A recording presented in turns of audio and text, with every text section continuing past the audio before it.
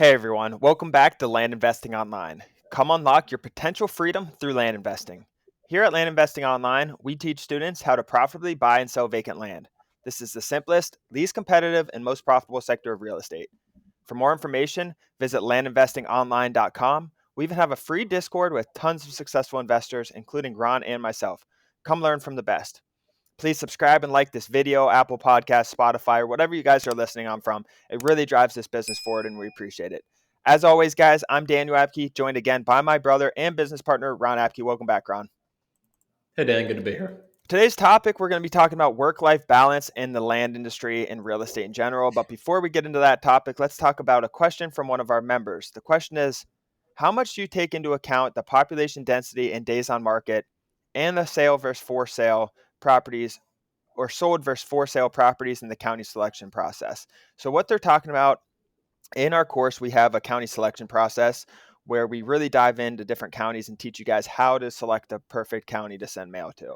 And we have a standard basic model in the course, and then we have an advanced course as well. And in the advanced course, we have an advanced county selection process where we dive in much, much deeper than what we do in the regular course. And I think it's over an hour of us just looking at different counties and really diving in.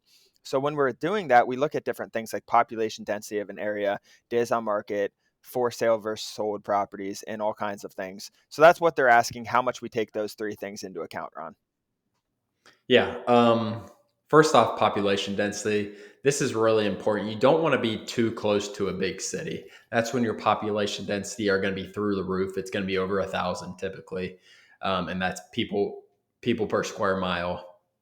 Um, and then once you get farther out, it's going to get lower and lower. I'm not going to give you guys the exact numbers that we go through on the course, but there is a threshold. Population density is really important, and we track it pretty rigorously, where it does show different results based on what counties we are offering based on the population density.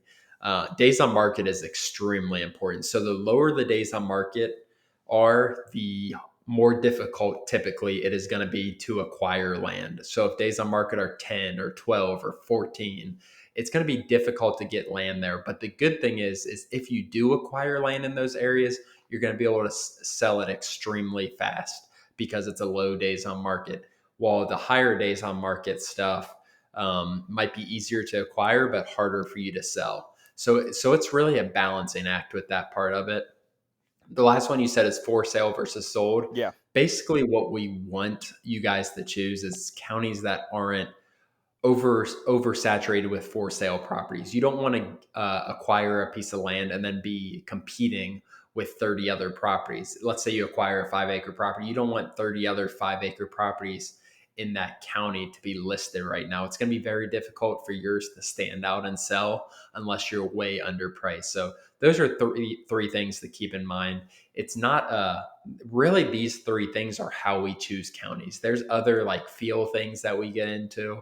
But if you're looking strictly at data, these three things are extremely important in choosing the correct county. Yeah, really good. And it's interesting. This is kind of related, but kind of not too.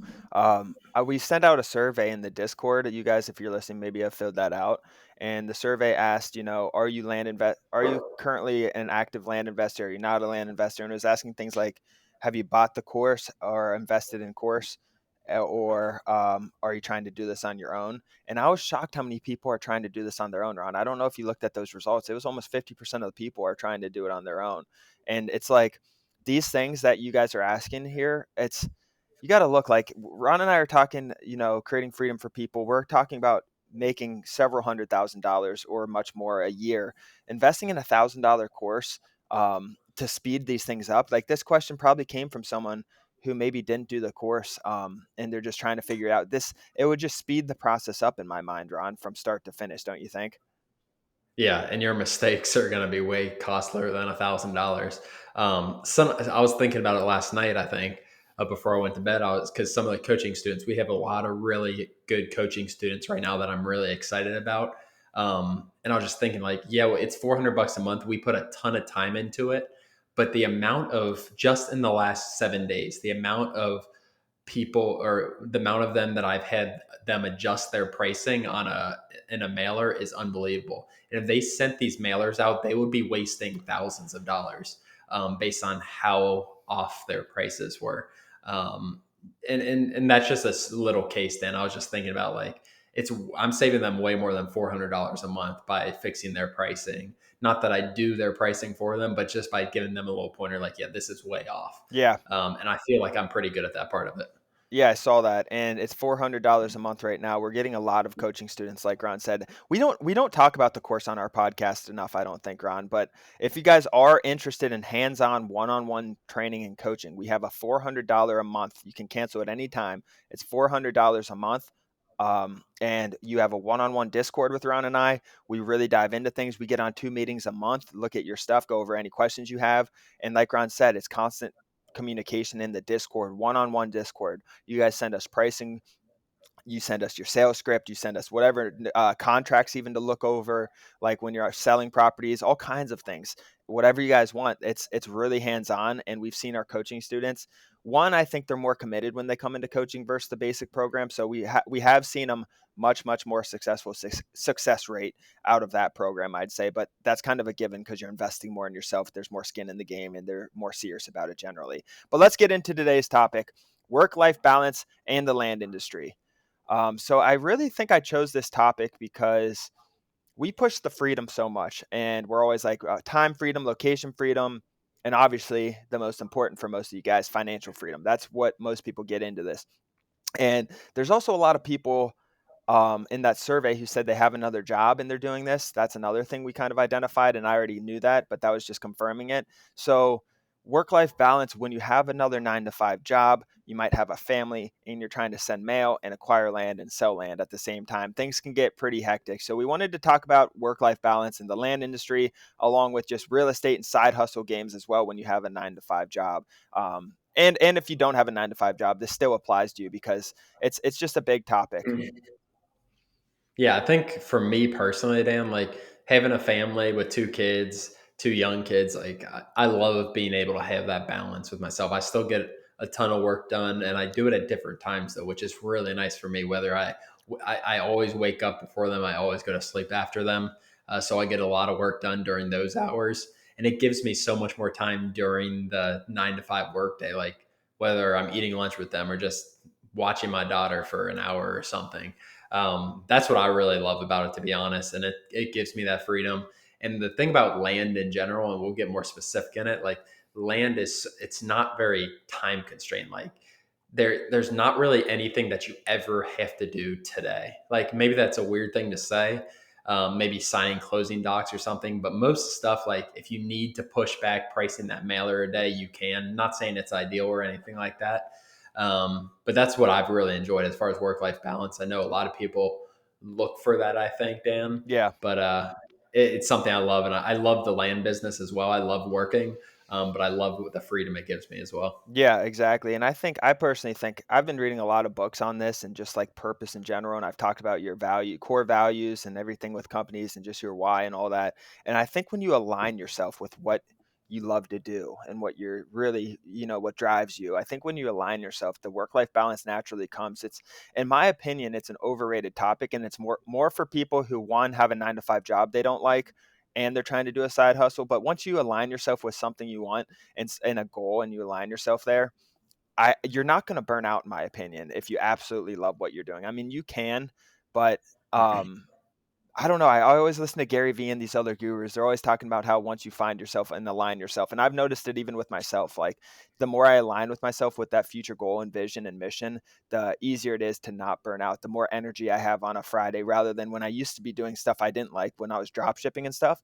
By Friday, I would be drained. Like even in the mornings, like I'd wake up and just like my energy was just done. Monday would come around, I'd feel like I'm on top of the world. Friday would come, and it's just like a battery that starts at 100% and just wiggles down to 0% throughout the week. But now that I'm more aligned with all this stuff, I Fridays feel the same as Monday to me. And I feel like that's all just about aligning yourself. Yeah, no, that's a good point, Dan. And I've been in jobs like that where it's just it drains you. Like I've been in jobs where I'm not excited for Mondays, and that's even worse when you start on zero and then you go like you just don't have anywhere to go. And that's extreme misalignment. And like you said, like that alignment is key with doing what you are supposed to do. Everyone has something in this world that they're supposed to be doing. Whether you found it or not yet, a lot of people haven't. A lot of people settle in things because money or stuff like that. But at the end of the day, I don't think the money really it matters because you got to be able to take care of yourself, take care of your family, obviously. But you need to find something that you can work at and not just be completely drained because it's not a good way to live in my opinion, Dan. And like you said, it naturally causes that work life balance when you are aligned in something that you enjoy. And I think it's huge. I was going to say something, now I forgot. I have a good story example. So n- Go ahead. now that we're talking about finding your why, so maybe I have a really good example actually. So maybe you know what you want to do, right? Maybe you want to start maybe, well, first off, there's so many different sides to the land business. Like I love sales and I love managing people and I love aligning companies with, a future vision. I love to do that. It doesn't matter what company I'm at. Like I feel like I could do that anywhere, to be honest. I just like to think I really, really enjoy myself when I'm literally sitting on a couch somewhere and I have all this energy and I'm just thinking about future plans for businesses and kind of aligning them. That's what energizes me. And then kind of figuring out, working backwards from there and figuring out how to get there. But for a lot of people, they join our course to get the financial freedom, which is awesome because if you're working a 9 to 5 job that you absolutely hate, right, you're in survival mode. This would take you from survival mode to your freedom, your financial time freedom, location freedom, all that stuff, which is a major, major leap, getting from stage 1 survival mode to stage 3 your freedom. That's a major leap. And I wanted to bring up this example because I have a friend right now who's opening up a restaurant, and obviously a restaurant is he feels like that's his purpose, right? He knows that's his purpose, and he's like, that's what I need to do. I've always wanted to open this up. Things are aligning, right? He has that future vision, but to get to that point, he needs to make money. He needs to make a lot of money. He already knows he can't pay himself from the restaurant for 2 to 3 years. It's a just tight margin, high upfront cost business. It's going to pay off in future years, but not upfront. You have a whole staff to pay, so he knows that. So he came into the land investing business, and he's already in real estate. He loves real estate too, but he came into the land investing business to really make money so he can pursue that future vision, because it would make it so much harder if he didn't have a salary those 3 years. Now he can start doing this, running the restaurant, doing a few deals a month or every couple of months, whatever it is. And he has that freedom now. He has that financial freedom. He has that location freedom, so he can go and open this up. He doesn't need to be anywhere besides the restaurant and doing some land. So it's almost like he's pursuing this land investing to pursue his future goal, which is great because I've talked about the 4 stages of your why. Survival, right? So maybe he's in a 9 to 5 job, or he was in a 9 to 5 job, and then he came and he started land investing. Now that skips number 2, which is your status. That gets you to number 3, your freedom, right? You're free. You have this extra money. You have the time. You have location, which is such a big upgrade from survival. That's why I started land investing online, to help people get from that 1 to 3. Your happiness will go so far up when you're out of that miserable job. And then his purpose is his level 4, that restaurant. So he's using level 3 to get to level 4. So he just keeps stacking those up and taking big leaps forward. And that's what I wanted to bring up, because maybe real estate isn't your end game. Like, you can use real estate to make a lot of money. Maybe you want to buy 100 units and live off 100 units passively and not do anything else. Maybe whatever it is, you want to start a restaurant, you want to open a store, you want to travel the world and not do anything, whatever that future purpose is. Use this to get the freedom, like a little stepping stone, a major stepping stone: location freedom, time freedom, and financial freedom, because then you can really pursue whatever you want. Yeah, I like that a lot because what this can do financially for you, and like you said, with a restaurant, like restaurant's not paying you anything for at least a few years, and the biggest thing you're building at the restaurant, ideally, is an asset that you can sell. But with land, like you can turn money, like you can make $500,000 your first 9 months. I think, not easily. I almost said that, but not easily. But you can make $500,000 to $1 million your first year. And we see people after people do it. It's something you need to believe in. You need to go full force in. But that, like Daniel said, that can fuel your passion, whatever your passion is. Like it can be anything. I love basketball. I see myself being in basketball eventually again, whether it's coaching or training or something. And this gives me the freedom and the opportunity to do that, which I'm excited about for the future.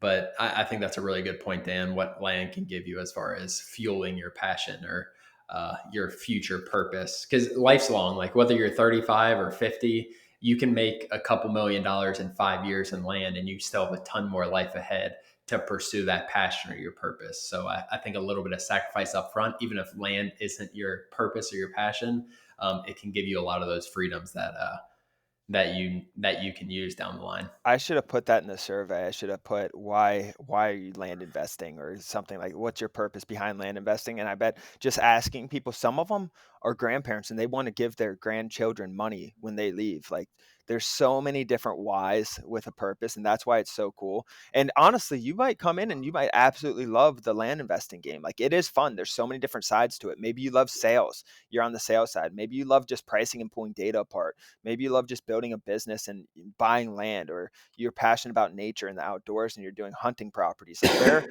there are so many different things people get into this for, and it's really cool.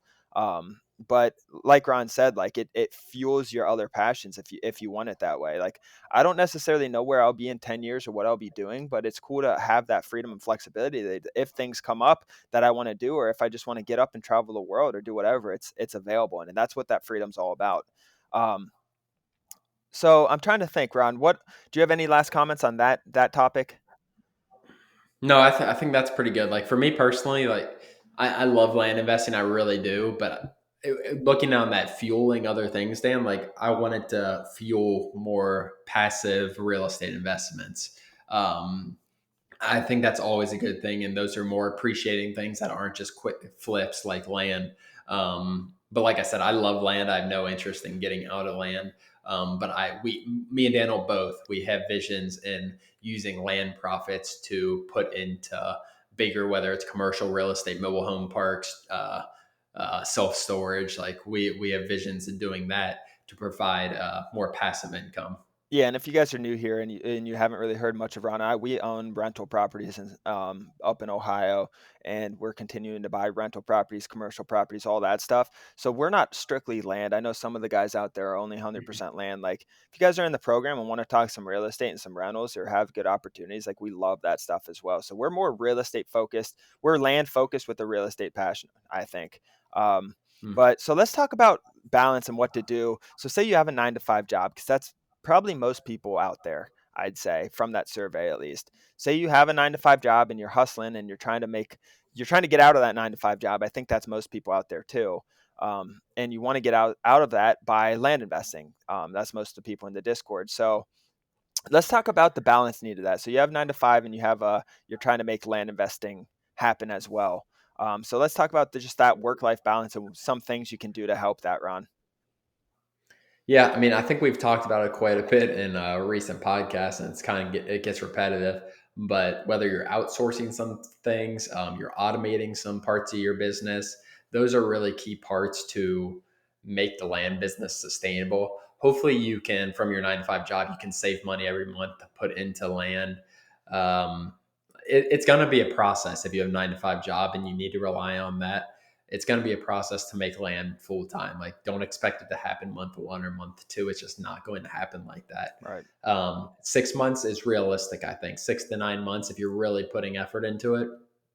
But you're going to have to work a lot. Like, it's just the fact. Like, if you're working a 9 to 5 job and you're trying to create another job that's a full time business, your future full time job, like it's going to be a lot of time and effort after hours before work as well to make that happen. At the end of the day, Dan, we're talking about like work life balance. Like it's going to be a grind at first. Like I don't want to sugarcoat it at all. Like it's going to be a grind if you have a 9 to 5 that you need to be present at, and you can't work on land during that 9 to 5, which I'm not suggesting at all. It's going to be a grind. Like I think at the end of the day. Yeah, maybe honestly, if you're in that state, it depends how much energy you have too. Because a lot of people go to their 9 to 5. I mean, Ron, you talked about earlier how you used to wake up Sunday nights and just be dreading Monday. Like that's probably most people listening to this. Most people listening to this, and it's crazy to think we're removed from that now. Because I was there. I used to hate Sundays, like Sunday scaries and all that stuff was was a real thing, and I used to hate Sunday nights. And like as the clock kept moving forward through Sunday, the more like anxious and nervous I got, and I just wasn't, happy for it. But it's cool to see that we're removed from that now because I mean we're recording this on a Sunday right now, We don't really have a set schedule when we work, like Ron said, and that freedom's just great. But most people listening to this probably don't have that, and their Sundays come and they're a little bit nervous to go to work and all that. I think it's going to be a grind. You're going to have to push through it. I remember when I first started my business, I would wake up at like 5 a.m. and at first I would go to my desk in my other room. I had a little office and I would work from there. And I was just too tired. Sometimes I would literally pull my laptop off in my bed and I'd work for like an hour and watch these different videos and courses that I bought on drop shipping and all these different marketing things.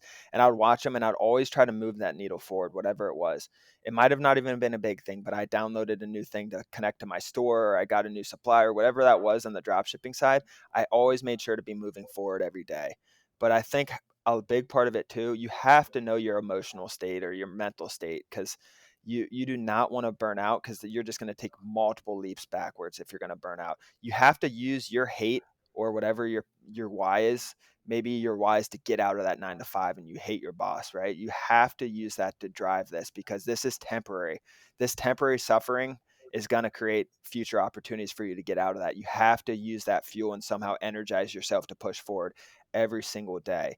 You have to move the needle. You do not want to stop. I see people stop for a week, 1 to 2 weeks, and they just put a dead pause on it. Even if you're getting small things done, it could be very small. It could be setting up your Facebook page. You want these things stack. Like, I heard a quote from Kobe Bryant the other day, Ron. It's you don't get to the top of Everest by you making one big jump, right? You make tiny, tiny, tiny, tiny little milestones. They call it killing the rabbits. You kill the rabbits, and the elephant will come.